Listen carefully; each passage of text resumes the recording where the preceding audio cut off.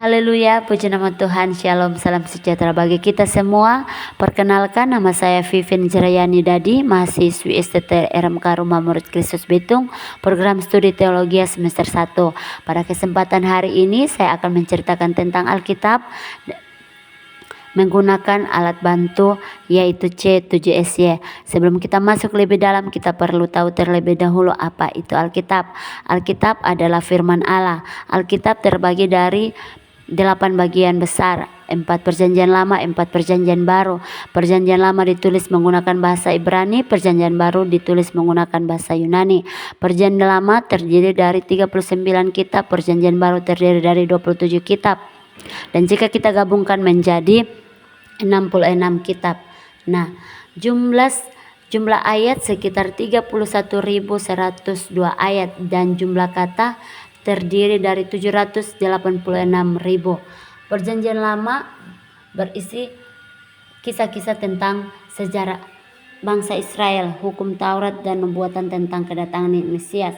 Perjanjian baru berisi kisah hidup, ajaran kematian dan kebangkitan Yesus serta surat-surat dari para rasul. Kita mulai dari penciptaan.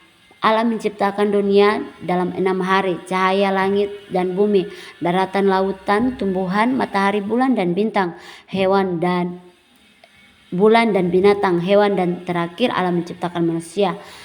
Adam, manusia pertama, diciptakan dari debu tanah dan diberi nafas kehidupan. Allah menetapkan Adam di Taman Eden, tempat yang indah penuh dengan segala kebaikan. Allah menciptakan Hawa dari tulang rusuk, Adam sebagai pendampingnya. Adam dan Hawa melanggar perintah Allah dengan memakan buah terlarang dari pohon pengetahuan tentang yang baik dan yang jahat. Akibat dosa mereka, Adam dan Hawa diusir dari Taman Eden dan mengalami kutukan. Keturunan Adam dan Hawa. Adam dan Hawa memiliki banyak anak termasuk Kain, Habel, dan Set. Kain membunuh Habel karena iri hati, menjadi pembunuh pertama dalam sejarah manusia. Keturunan Adam terus berkembang dan menyebar ke seluruh bumi. Nah, munculnya Nuh. Nuh merupakan orang yang dipilih Allah untuk membangun Batra. Dosa manusia semakin merajalela sehingga Allah memutuskan untuk menghukum dunia dengan air bah. Allah memilih Nuh, seorang pria yang saleh, untuk membangun Batra dan menyelamatkan keturunan serta hewan-hewan. Air bah menenggelamkan seluruh bumi selama 40 hari 40 malam, menghancurkan semua manusia yang tidak berada di dalam Batra. Setelah air bah surut, Nuh, keluarganya dan hewan-hewan keluar dari Batra dan memulai kehidupan baru di bumi. Nah, munculnya Menara Babel. Keturunan Nuh membangun Menara Babel untuk mencapai langit dan menentang Allah. Allah menghancurkan bangsa mereka sehingga mereka tidak dapat saling memahami dan membangun menara terhenti. Peristiwa ini menyebabkan manusia tersebar ke seluruh bumi dan membentuk berbagai bangsa. Dari kisah Nuh muncul Abraham. Allah memilih Abraham, seorang pria yang saleh, untuk menjadi bapa bagi banyak bangsa. Allah berjanji kepada Abraham bahwa keturunannya akan menjadi bangsa yang besar dan diberkati. Abraham memiliki anak bernama Ishak dan Ismail. Ishak yang kemudian memiliki anak bernama Yakub. Nah, dari kisah Ishaklah muncul Yakub. Yakub yang kemudian namanya diubah menjadi Israel, memiliki 12 anak laki-laki yang menjadi nenek moyang dari 12 suku Israel. Keturunan Yakub mengalami masa sulit di Mesir, menjadi budak bagi bangsa Mesir. Dari keturunan Yakublah muncul Musa. Allah memilih Musa, seorang pria dari suku Lewi, untuk memimpin bangsa Israel keluar dari perbudakan di Mesir. Dan Musa melakukan 10 tulah atas bangsa Mesir untuk memaksa Firaun membebaskan bangsa Israel. Bangsa Israel keluar dari Mesir dengan mujizat pemisahan Laut Merah. Musa memimpin bangsa Israel selama 40 tahun di padang gurun, mengajarkan hukum-hukum Allah dan mempersiapkan mereka untuk memasuki tanah perjanjian. Kisah Musa merupakan salah satu cerita paling terkenal dalam Alkitab. Bagaimana Musa memimpin bangsa Israel keluar dari tanah perbudakan di Mesir menuju tanah perjanjian. Tetapi kisahnya penuh keajaiban seperti pemisah Laut Merah, pemberi hukum Taurat di Gunung Sinai, dan 40 tahun dalam perjalanan di padang gurun, dan Musa adalah pemimpin yang kuat dan setia kepada Tuhan namun juga memiliki kelemahan. Kisahnya mengajarkan kita tentang iman, ketaatan, kasih karunia Tuhan. Dari kisah Musa lah muncul Yosua. Yosua menjadi pemimpin Israel setelah kematian Musa. Dia memimpin bangsa Israel menaklukkan tanah perjanjian yang dijanjikan Tuhan kepada mereka. Yosua memimpin pasukan Israel dalam berbagai pertempuran, termasuk menaklukkan Yeriko yang terkenal. Kisahnya menunjukkan keberanian, ketaatan, iman yang kuat kepada Tuhan. Dari kisah Yosua muncul anarki. Anarki adalah kisah bagaimana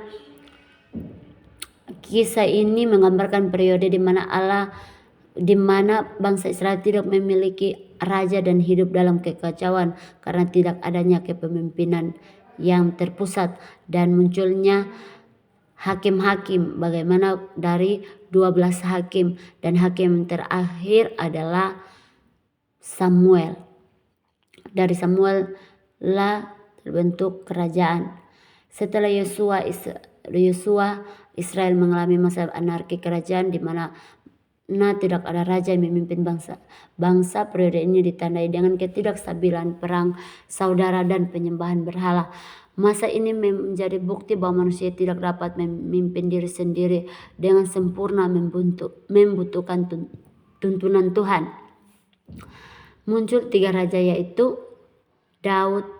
Saul, Daud, dan Salomo. Dari ketiga raja ini muncul masa pembuangan. Bagaimana? Karena ketidaktaatan mereka kepada Tuhan, bangsa Israel akhirnya dihukum dengan pembuangan ke Babel. Mereka ditawan oleh bangsa Babilonia selama 70 tahun. Masa pembuangan menjadi masa refleksi dan pertobatan bagi bangsa Israel. Mereka menyadari dosa mereka dan kembali kepada Tuhan. Nah, dari masa pembuangan munculnya masa senyap. Masa senyap dalam Alkitab merujuk pada periode sekitar 400 tahun antara perjanjian lama dan perjanjian baru. Periode ini dimulai setelah pembuangan bangsa Israel ke Babel dan berakhir dengan kelahiran Yesus. Munculnya Alexander Agung dan Kekaisaran Romawi. Alexander Agung seorang raja Yunani menaklukkan banyak wilayah di Timur Tengah termasuk Palestina. Pada abad keempat sebelum Masehi, kekaisarannya membawa pengaruh Yunani ke wilayah tersebut termasuk budaya, bahasa, dan filosofi Kekaisaran Romawi. Setelah kematian Alexander Agung, raja-raja Helenistik yang dibentuknya mulai runtuh. Kekaisaran Romawi kemudian muncul berbagai kekuatan dominan di wilayah tersebut. Roma menaklukkan Palestina pada abad ke-1 SM sebelum Masehi, menjadikan Palestina sebagai bagian dari provinsi Romawi. Hubungan masa senyap dengan kekaisaran. Pengaruh Romawi kekaisaran mempengaruhi kehidupan orang Yahudi di Palestina. Mereka menetapkan aturan pemerintahan, bahkan menetapkan pajak, dan bahkan menunjuk gubernur untuk memimpin Palestina. Ketegangan dan kerusuhan meskipun ada pengaruh Romawi, bangsa Yunani tetap mempertahankan identitas dan keyakinan mereka. Namun ketegangan sering timbul antara mereka dan pemerintah Romawi, mengakibatkan beberapa pemberontakan. Nah, dari kisah inilah muncul masa Yesus. Yesus adalah Mesias yang dinantikan. Dia adalah anak Allah yang datang ke bumi untuk menyelamatkan umat manusia dari dosa. Yesus mengajarkan tentang kisah pengampunan dan kerajaan Allah dia mati di kayu salib untuk menebus dosa manusia dan bangkit dari kematian. Alkitab dalam kumpulan kitab suci berisi kisah tentang Allah, hubungan Allah dengan manusia. Yesus Kristus adalah tokoh utama dalam perjanjian baru. Ia adalah putra Allah yang menjadi manusia untuk menyelamatkan manusia dari dosa. Dan Yesus mengajarkan kisah pengampunan dan hidup sesuai kehendak Allah. Hidup Yesus terdapat dalam Injil yaitu Matius, Markus, Lukas, menceritakan tentang kisah hidup Yesus mulai dari kelahirannya hingga kematiannya di kayu salib. Dan salib adalah simbol penting dalam kekristenan Yesus. Yesus mati di kayu salib, kekristenan. Bagaimana Yesus mati di kayu salib untuk menebus dosa manusia. Melalui kematian Yesus, manusia dapat memperoleh pengampunan dan keselamatan. Dari situlah muncul gereja. Gereja adalah kumpulan orang-orang percaya kepada Yesus. Gereja adalah tempat untuk belajar tentang Allah, beribadah, dan saling menguatkan.